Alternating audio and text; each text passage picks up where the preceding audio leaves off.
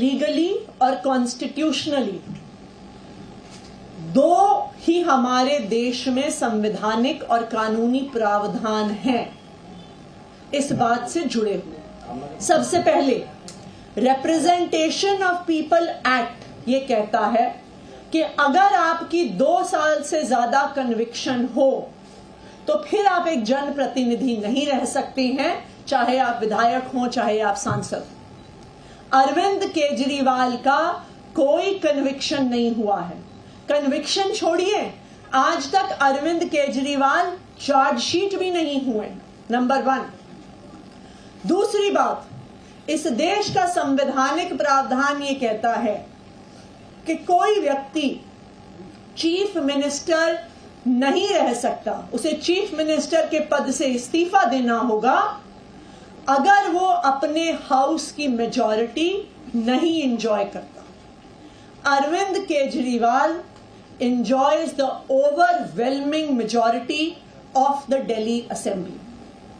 तो इसलिए अरविंद केजरीवाल के इस्तीफा देने का कोई भी कारण नहीं है।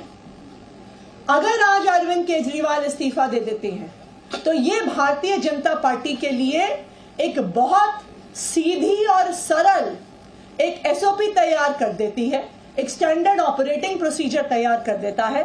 जिस तरह उन्होंने पिछले 8-9 साल में ऑपरेशन लोटस को एक स्टैंडर्ड फॉर्मूला बना लिया है, ये तो उससे भी आसान है।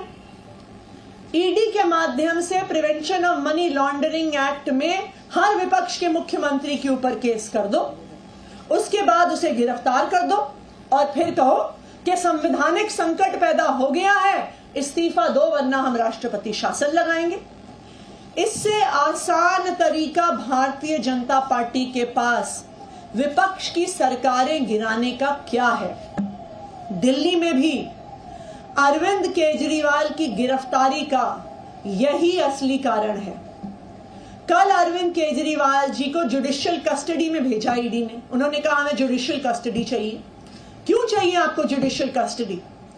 अरविंद केजरीवाल की गिरफ्तारी के समय ईडी ने कहा कि हम इन्हें गिरफ्तार कर रहे हैं क्योंकि हमें इनसे पूछताछ करनी है, क्योंकि हमने इतने समन्स भेजे और ये समन्स पर नहीं आए तो हम पूछताछ करने के लिए इन्हें गिरफ्तार कर रहे हैं। अब 11 दिन की पूछताछ हो गई, आपने जो जानना था आपने जान लिया। अब आपको अरविंद केजरीवाल को जेल में क्यों भेजना है? इसलिए भेजना है क्योंकि इस गिरफ्तारी के 2 ही मकसद थे।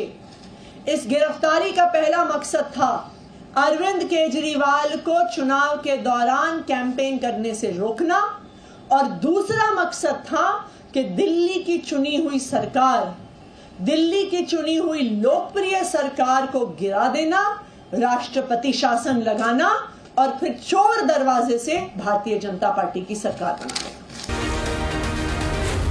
जी न्यूज़।